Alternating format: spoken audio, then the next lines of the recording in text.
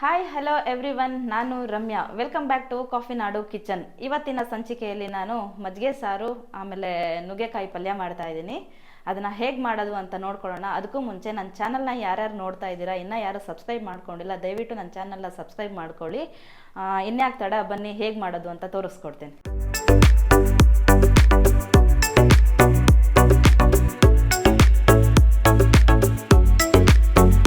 ಮೊದಲಿಗೆ ಮಜ್ಜಿಗೆ ಸಾರು ಮಾಡ್ತಾ ಇದ್ದೀನಿ. ಅದಕ್ಕೆ ಏನೇನು ಇಂಗ್ರೀಡಿಯೆಂಟ್ಸ್ ಬೇಕು ಅಂತ ನೋಡ್ಕೊಳ್ಳೋಣ ಬನ್ನಿ.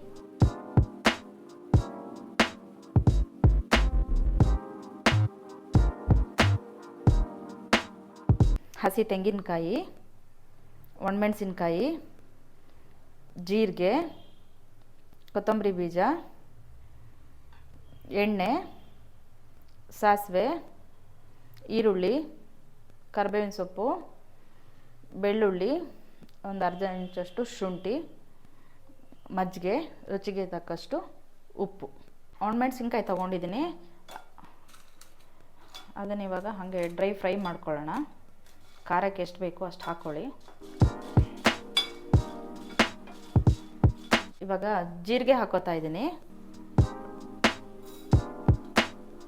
ಹಾಗೆ 1 ಸ್ಪೂನ್ ಆಗೋಷ್ಟು ಧನಿಯಾ ಬೀಜ ಹಾಕೋತಾ ಇದ್ದೀನಿ. ಹಾಗೆ ಇದನ್ನು ಫ್ರೈ ಮಾಡ್ಕೊಳ್ಳಿ 1-2 ಸೆಕೆಂಡು. ಇವಾಗ ರೋಸ್ಟ್ ಆಗಿದೆ, ಸಾಕು. ಇವಾಗ ಆಫ್ ಮಾಡ್ಕೋತಾ ಇದ್ದೀನಿ. ಮಿಕ್ಸಿ ಜಾರಿಗೆ ತೆಂಗಿನಕಾಯಿ ಹಾಕೋತಾ ಇದ್ದೀನಿ. ತೆಂಗಿನಕಾಯಿನ ಜಾಸ್ತಿ ಏನು ಬೇಡ, ಒಂದು 3 ಸ್ಪೂನ್ ಆದರೆ ಸಾಕು.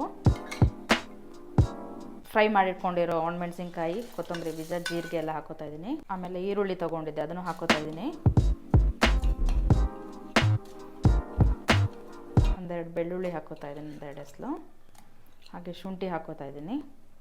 ಸ್ವಲ್ಪ ನೀರು ಹಾಕ್ಕೊಂಡು ಡ್ರೈ ಮಾಡ್ಕೊಳ್ಳೋಣ.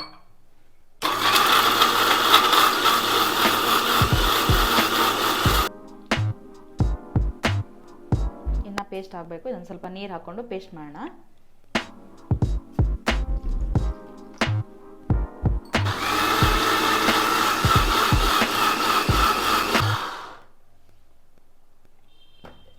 ನೋಡಿ ಇವಾಗ ಎಷ್ಟು ಪೇಸ್ಟ್ ಆಗಿದೆ. ಈ ಥರ ಆದರೆ ಸಾಕು. ರುಬ್ಬಿದ್ದನ್ನು ಹಾಕೋತಾ ಇದ್ದೀನಿ. ಅದಕ್ಕೊಂದು ಸ್ವಲ್ಪ ನೀರು ಸೇರಿಸಿ ಹಾಕೋತೀನಿ.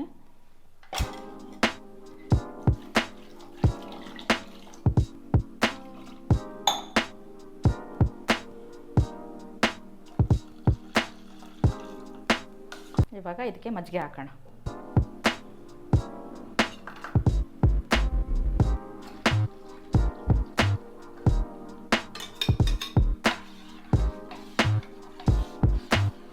ಎಷ್ಟು ತೆಳು ಬೇಕು ಅಷ್ಟು, ಇನ್ನೊಂದು ಸ್ವಲ್ಪ ಬೇಕಾದರೆ ನೀರು ಹಾಕೋಬೋದು.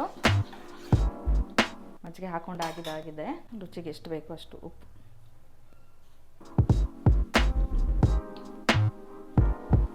ಒಂದು 3 ಸ್ಪೂನ್ ಆಯಿಲ್ ಹಾಕೋತಿದ್ದೀನಿ. ಒಗ್ಗರಣೆ ಮಾಡ್ಕೊಳ್ಳೋಣ.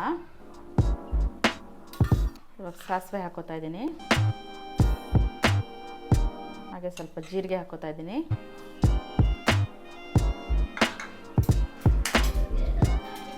ಹಾಗೆ 1-2 ಒಣಮೆಣಸಿನ್ಕಾಯಿ ಹಾಕೋತಾ ಇದ್ದೀನಿ. ಕರಿಬೇವಿನ ಸೊಪ್ಪು ಹಾಕೋತಾ ಇದ್ದೀನಿ.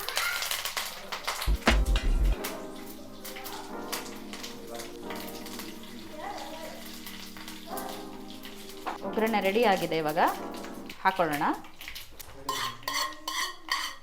ಹಾಕೋತಾ ಇದ್ದೀನಿ.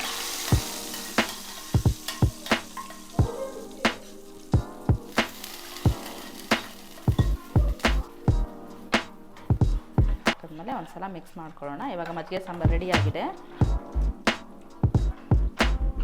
ಮಜ್ಜಿಗೆ ಸಾರು ರೆಡಿ ಆಗಿದೆ. ಇವಾಗ ನುಗ್ಗೆಕಾಯಿ ಪಲ್ಯ ಮಾಡ್ಕೊತಾ ಇದ್ದೀನಿ. ಅದಕ್ಕೆ ಏನೇನು ಇಂಗ್ರೀಡಿಯೆಂಟ್ಸ್ ಬೇಕು ಅಂತ ನೋಡ್ಕೊಳ್ಳೋಣ ಬನ್ನಿ.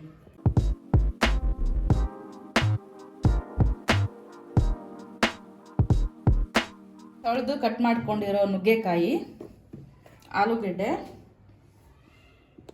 ಹಸಿ ತೆಂಗಿನಕಾಯಿ, ಹಸಿ ಮೆಣಸಿನ್ಕಾಯಿ, ಎಣ್ಣೆ, ಸ್ವಲ್ಪ ಮಜ್ಜಿಗೆ, ರುಚಿಗೆ ತಕ್ಕಷ್ಟು ಉಪ್ಪು. ಒಂದು ಪ್ಯಾನ್ಗೆ ನುಗ್ಗೆಕಾಯಿ ಹಾಕೋತಾ ಇದ್ದೀನಿ.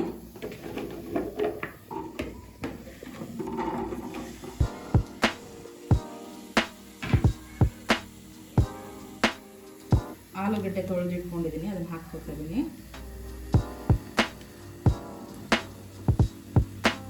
ಒಂದು ಗ್ಲಾಸ್ ಆದಷ್ಟು ನೀರು ಹಾಕೋಣ.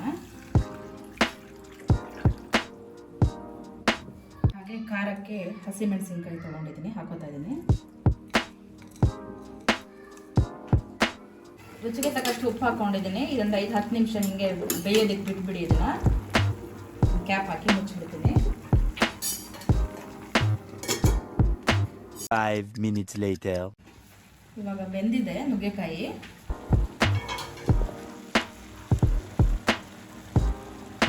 ಇವಾಗ ಮಜ್ಜಿಗೆ ತೊಗೊಂಡಿರೋದನ್ನ ಹಾಕೋತಾ ಇದ್ದೀನಿ ಇದಕ್ಕೆ.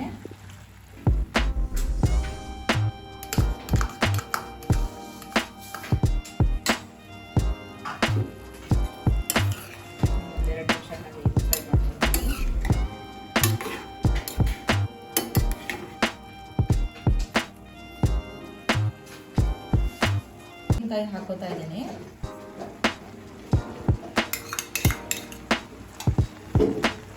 ಇದನ್ನು ಮಿಕ್ಸ್ ಮಾಡೋಣ.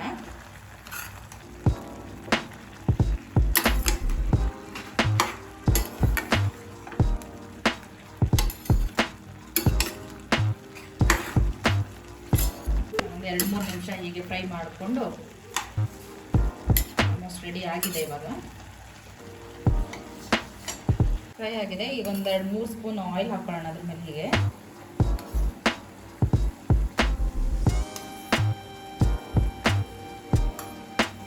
ಹಾಗೆ ಮಿಕ್ಸ್ ಮಾಡಿಕೊಂಡು, ಇದು ಡಿಫ್ರೆಂಟ್ ಆಗಿದೆ. ಮಲೆನಾಡು ಸೈಡಲ್ಲಿ ಇದನ್ನು ಜಾಸ್ತಿ ಮಾಡ್ತಾರೆ.